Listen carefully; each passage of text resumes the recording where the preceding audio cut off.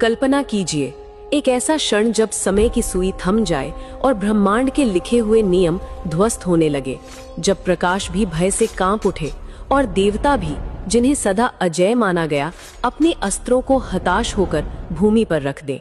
ये वो क्षण था जब सृष्टि का रक्त एक अभिशाप बन चुका था और मृत्यु का द्वार हमेशा के लिए बंद होता दिख रहा था।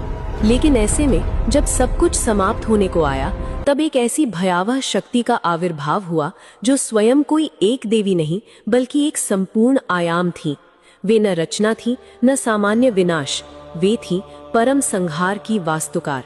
इन्हें जानने के लिए हमें उतरना होगा रहस्य की उस गहराई में जहां 64 योगिनियों का सत्य छिपा है, उन 64 प्रतीक्षाओं का जो महाप्रलय की अदृश्य सूत्रधार है।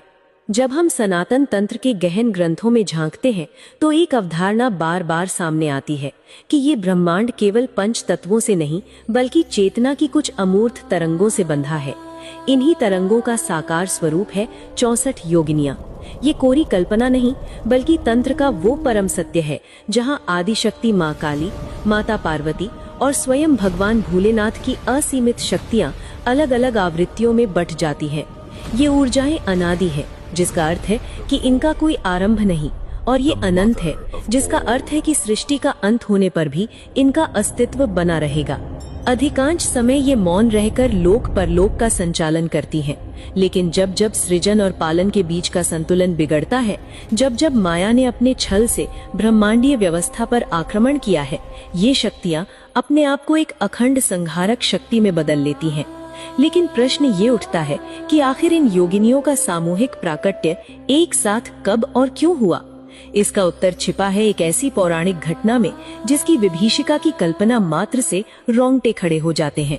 ये कथा है दो ऐसे अभिशप्त असुरों की जिन्होंने युद्ध की परिभाषा ही बदल दी थी, रक्त बीज और अंधकासुर। ये वो महासंग्राम था जहां शत्रु की सेना थी ही नहीं बल्कि शत्रु का हर रक्त कण ही एक नई जीवित सेना था। देवताओं के लिए ये मनोवैज्ञानिक आतंक का सबसे बड़ा क्षण था। उन्हें युद्ध का तो ज्ञान था, पर ऐसे युद्ध का नहीं जहां विजय का अर्थ हार हो। रण क्षेत्र में दानवों का रक्त जैसे ही धरती की धूल में मिलता, वैसे ही धूल के कण कण से सैकड़ों नए भयंकर असुर खड़े हो जाते। ये एक जैविक विस्फोट था जिसे रोक पाना दिव्यास्त्रों के बस की बात नहीं थी। ब्रह्मांडीय गणित गड़बड़ा चुका था और सृजन के नियम विनाश के पक्ष में उलट दिए गए थे। तब स्वयं आदि शक्ति को इस मायाजाल को भंग करने के लिए हस्तक्षेप करना पड़ा। उन्होंने महाकाली का वो विकराल रूप धारण किया जिसके अंधकार से समस्त दिशाएं कांप उठी। लेकिन केवल एक रूप से रक्त बीज के इस कुचक्र को नहीं तोड़ा जा सकता था, क्योंकि उसकी शक्ति एक आयाम में नहीं बल्कि सृष्टि के हर कोने में व्याप्त थी।